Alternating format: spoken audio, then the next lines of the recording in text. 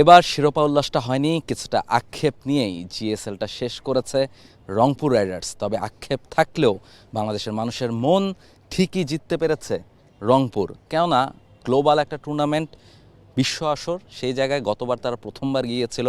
যাবার আগে ক্যাপ্টেন বলছিলেন, মানে এবার যাবার আগে, যে গতবার আমরা যখন গিয়েছিলাম তখন আসলে কেউ আমাদের সেভাবে গুণ ছিল না, কারণ আমরা বাংলাদেশ থেকে গিয়েছি, দুইটা ম্যাচ প্রথমটা হেরে গেছি, আমরা আসলে ওখান থেকে সবগুলো ম্যাচ হেরে দেশে আসব, ওটাই সবাই ভাবছিল, ওটা আমাদের খুব গায়ে লেগেছিল। সেখান থেকে আমরা ফিরে আসার চেষ্টা করেছিলাম এবং পরে দুটো ম্যাচ জিতে ফাইনাল জিতে আমরা চ্যাম্পিয়ন হয়েছি।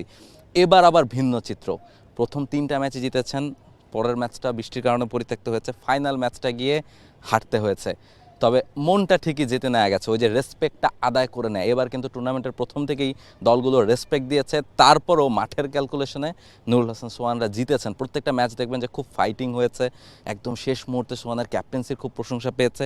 বসুন্ধরা টিস্যু, অশুদ্ধতার বিরুদ্ধে এক বিন্দুও ছাড় নয়। ম্যাচ জিতেছে শুধুমাত্র ফাইনাল ম্যাচটা বাদে, ফলে এটা বোধ হয় আক্ষেপটা আরও কিছুটা বাড়িয়ে দিয়েছে। না, আক্ষেপের গল্পটা তো অবশ্যই আপনি বলছিলেন যে রেসপেক্ট আদায় করা, রেসপেক্ট কিন্তু আদায় করে নিতে হয়। আপনি একজন মানুষকে কেন সম্মান দেবেন? কারণ আপনি হয়তো দেখবেন যে তার মধ্যে সম্মান দেওয়ার মতো কিছু আছে কিনা।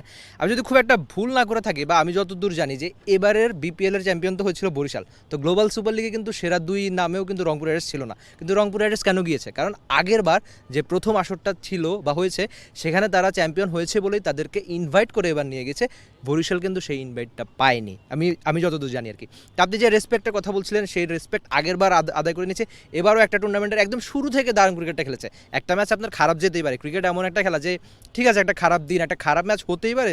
বিশ্ব চ্যাম্পিয়ন দলেরও তাই হয়, দেখা যায়। আপনি ইন্ডিয়ার কথাটা বলতে পারেন যে পুরো টুর্নামেন্টে দারুণ খেলেছে, ফাইনাল হেরেছে 2023 ওয়ানডে বিশ্বকাপে। অনেকটা আমার মনে হচ্ছে যে রংপুর রাইডার্সের তাই এই গায়ানা এমারজন হয়তো অনেক বড় একটা নাম বা অনেক বড় ক্রিকেটার আপনার টি-20 ক্রিকেটের বিবেচনায়, কিন্তু এই দলটাকে কিন্তু তারা গ্রুপ পর্বের শুরুতে হারিয়েছিল, শেষের দিকে হয়তো আক্ষেপ ফাইনাল, কিন্তু রেসপেক্ট আদায় করে নিচ্ছে রাহুল। এই ব্যাপারে আমি একদম আপনার সঙ্গে একমত। এক্স্যাক্টলি, ঠিকই বলেছেন যে গতবার যেহেতু তারা চ্যাম্পিয়ন হয়েছিল, ফলে আপনি চ্যাম্পিয়ন টিমকে ছাড়া টুর্নামেন্ট কীভাবে করবেন? ফলে আসলে বরিশাল বিপিএলের চ্যাম্পিয়ন হলেও তারা ইনভাইটেশনটা হয়তো বা পায়নি বা তারা খেলতে পারেনি। হয়তো বা আমরা সামনে বিপিএলে যে চ্যাম্পিয়ন হবে তাকেও আমরা দেখবো। আমরা চাই আসলে অন্য ফ্র্যাঞ্চাইজিগুলো যদি খেলে গ্লোবাল সুপার লিগে, তারাও যেন এই রংপুর যে স্ট্যান্ডার্ডটা সেট করে দিয়ে গেছে, যে বাংলাদেশের থেকে একটা দল এসে প্রতিবার চ্যাম্পিয়ন হয়, নাইলে ফাইনাল খেলে, এই স্ট্যান্ডার্ডটা যেন মেনটেন করা যায়। এই স্ট্যান্ডার্ড মেনটেন করে যেন প্রত্যেকটা ফ্র্যাঞ্চাইজি বাংলাদেশ থেকে যারাই যাবেন তারা যেন খেলতে পারেন।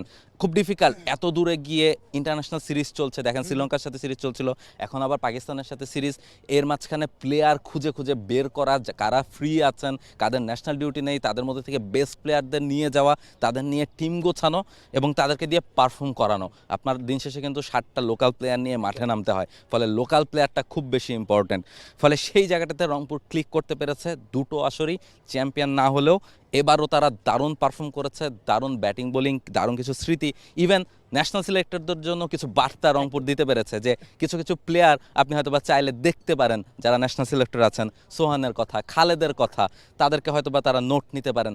তবে আক্ষেপটা মনে হয় এমিল আরেকটু বেড়েছে, যে এই যে সাইফ এসেই মারতে শুরু করলেন, যদিও রানটা অনেক বেশি হয়েছিল, টার্গেটটা অনেক বেশি ছিল, তারপরও সাইফ যেভাবে খেলছিলেন মনে হচ্ছিল ম্যাচটা কি বের হয়ে যাবে কিনা।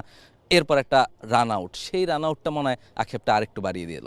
আর না, তার তো বটে। আপনি পারফর্মারদের কথা বলছিলেন, সাইফের ওই রান আউটটা যদি না হতো হয়তো ঠিক আছে, আমি মানছি কঠিন ছিল শেষের দিকে, কিন্তু হয় না যে হয়তো কিছু একটা ঘটতে পারতো, সেই সম্ভাবনাটা ওই রান আউট, আক্ষেপের রান আউটের জন্য হতে পারে ক্রিকেট মাঠে এমন কিছু। আর আপনি পারফর্মারদের কথা বলতে পারেন যে সৈয়দ খালেদ আহমেদ পুরো টুর্নামেন্টের দ্বিতীয় সেরা বোলার, উইকেট সংখ্যার বিবেচনায় প্রথম দুই ম্যাচে কিন্তু ম্যাচ সেরা তিনি। আপনি গায়নার উইকেট প্রায় প্রত্যেকেই জানে যে স্পিনটা দারুণ ধরে, কিন্তু এমন উইকেটে যখন খালেদের মতো বোলার পারফরমেন্স করে, আর আমরা আমাদের পেসারদের প্রশংসায় সবসময় ভাষায়, তো সেই আপনি বাংলাদেশের পেসার এত বেশি লম্বা এখন যে আপনি খালেদকেও চাইলে টি-20 খেলিয়ে দিতে পারেন। আমি মানছি যে আমি বলছি না যে এখনই তাকে খেলাতে হবে, কিন্তু যে গ্লোবাল সুপার লিগে তিনি যে ভালো পারফরমেন্স করেছেন, অথবা ক্যাপ্টেন নুরুল হাসান সোহানের ক্যাপ্টেন্সি নিয়ে প্রত্যেকেই প্রত্যেক দিন প্রশংসা করছেন। কেন করছেন? কারণ তিনি দারুণ ক্রিকেটটা খেলছেন, বা আগে পরে ক্যাপ্টেন্সি দিয়ে খুব ক্লোজ কিছু ম্যাচ কিন্তু রংপুর রাইডার্স জিতেছে, সেটা কিন্তু ক্যাপ্টেনের কারণেই। হয়তো ঠিক আছে, ক্যাপ্টেন্সির রোলটা এমন যে খারাপ করলে আপনার সমালোচনা হবে, কিন্তু আপনার ক্যাপ্টেন তো ভালো করেছে, একটা টুর্নামেন্টে চ্যাম্পিয়ন, বিপিএলে খুব ভালো পারফরমেন্স করেছে।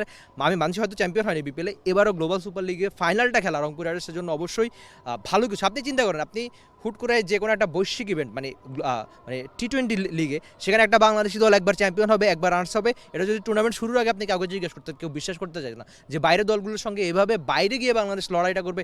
সেই রেসপেক্ট আপনি যেটা একদম শুরুতে বলেছিলেন, আবার আমিও বলছি যে রেসপেক্টটা অন্তত আদায় করে নিয়েছে রংপুর রাইডার্স। এক্স্যাক্টলি, এইটাই আসলে বিস্ময়ের ব্যাপার যে এই দুইটা টুর্নামেন্ট যদি রংপুর রাইডার্স না খেলতো, তাহলে নতুন করে যদি জিএসএল শুরু হতো, আমরা বিশ্বাস করতাম না যে বাংলাদেশে যে দলটা যাচ্ছে তারা ফাইনাল খেলবে কিংবা চ্যাম্পিয়ন হবে। ফলে যেটা বলে আমরা শুরু করেছিলাম যে রংপুর রাইডার্স মন জিতেছে, রংপুর রাইডার্স একটা স্ট্যান্ডার্ড সেট করে দিয়েছে যে বিশ্ব আসরে এভাবে খেলতে হয়। সেই স্ট্যান্ডার্ডটা এর পরবর্তীতে যারাই জিএসএলে খেলতে যাবেন তারাও নিশ্চয়ই মেনটেন করার চেষ্টা করবেন, তারাও নিশ্চয়ই বাংলাদেশের লাল সবুজ পতাকাটাকে ওই জায়গায় তুলে ধরার চেষ্টা করবেন।